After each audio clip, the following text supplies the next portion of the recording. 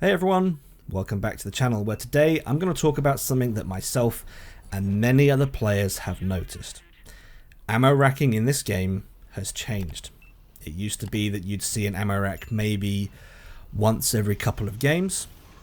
It might not be you doing it, but you might see a teammate off in the distance, a turret goes flying and you're like, oh okay, that's an ammo rack. Okay, alright, GG, well played. Wargaming a couple of weeks ago introduced a new visual and audio effect for ammo racks, and suddenly there are multiple ammo racks per game. Now the whole ammo racking topic, era 2, era 3 with ATGMs, it's module damage and all that's a conversation in itself. We're not going to talk about that now. But in era 2 and era 3, from my experience, there's been a change. Something has changed, and it's not just the audio and visual. Now there's a reason I noticed this. The week of the update, a platoon mate of mine earned a triple ammo rack, and I should state this was a triple full health ammo rack. And I looked at that and thought, okay, that's well played. Yeah, that's good. You know, finished the game on 16,000 damage, left me with absolutely no damage because he took it all, the bastard. But then the same game session, less than 2 hours later, I get a double. So my platoon mate gets a triple. I get a double within the space of an hour. I'll put that on. I'll put that replay or the clip of mine anyway, the double on the screen. But prior to this audio and visual update, in my 8 years of playing, and now granted, not all of those 8 years are in Cold War where this is happening, and the ATGMs, that's not always been there. But in my 8 years of playing, I could count on one hand the number of times anyone shot a triple. I could count on one hand the number of times I shot a double. But in the space of a week, I'm seeing this massive increase in ammo racks. And it's not just the visual and audio changes. In fact, this game you're watching in the background right now, I finished this game with 5 kills, 3 of them are ammo racks. A change like this is noticeable, so I thought to myself, I'll report it. So I went to the place that Wargaming wants all players to go when we have things to report, which is their main Discord. I post my comment, I post the evidence of what I'm talking about, which is the double ammo rack there on those 2 ELCs. I post that in there to back up my claim because it's easy to just say stuff without having actual evidence. So I thought, yeah, here's my evidence to back up what I'm saying. Almost immediately, I get a reply from Wargaming, and they claim the only thing that has changed with ammo racks are the visual and audio elements. This, in my opinion, is classic public-facing wargaming.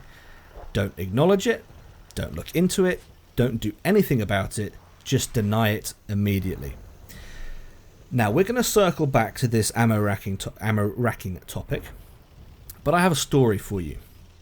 So it's story time with Ricky. Do you guys and girls ever wonder why your shots bounce? Do you ever think to yourself, that shot should have penned? Why did that bounce? Why did my BMP3 tank that round with its flat side? Why did my Weasel TOW bounce a 120mm APFSDS round? Why did my 183mm round from my 4005 bounce off an FV107?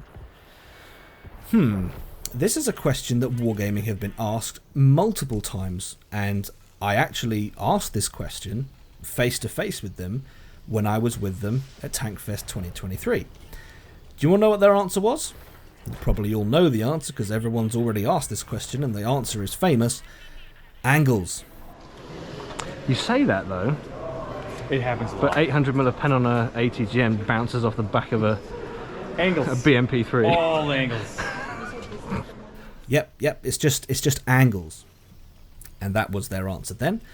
It's been their answer for years. No investigation, no looking into it, nothing.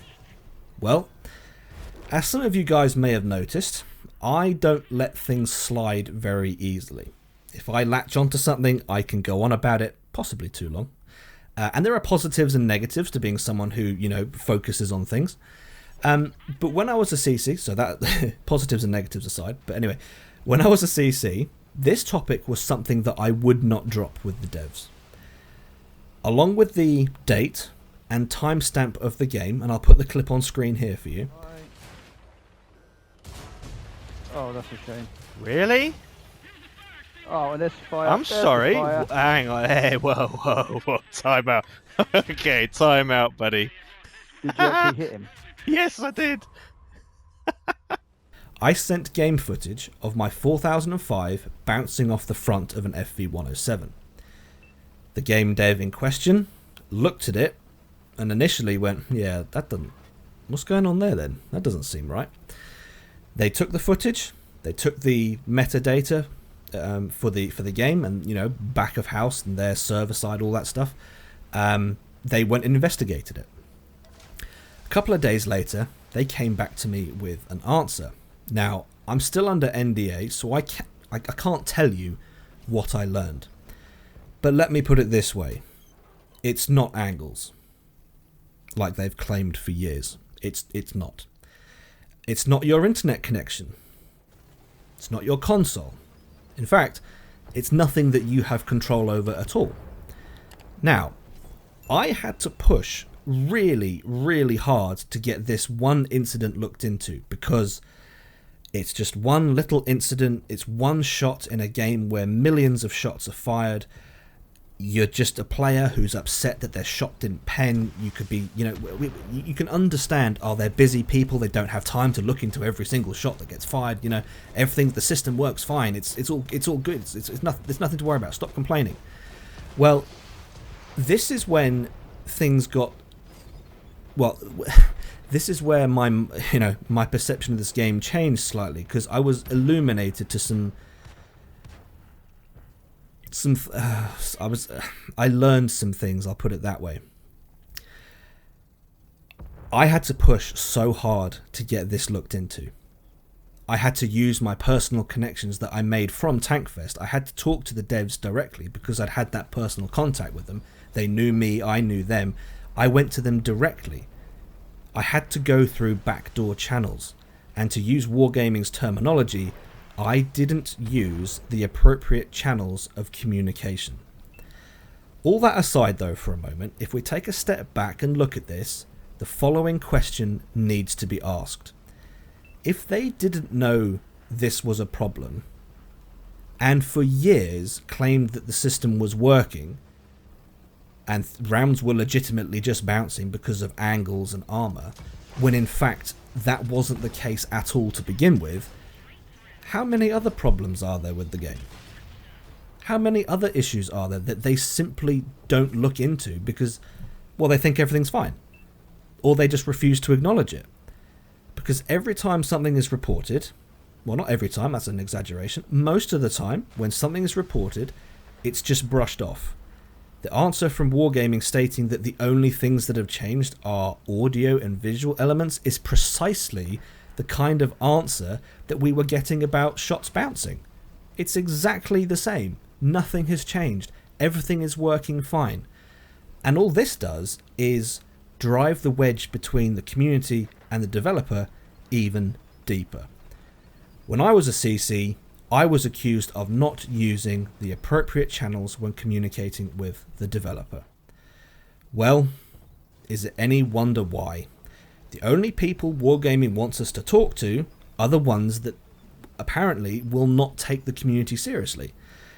The people who actually listen, you know, the devs that I met, the people that I met personally and have personal contact with, those are the people that will listen. They're the ones that take feedback seriously and investigate.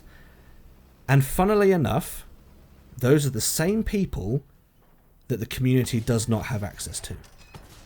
Now, I'm speculating, but if I didn't want people to know the truth, I too would have them talk to people who would disregard anything that hints that there might be a problem.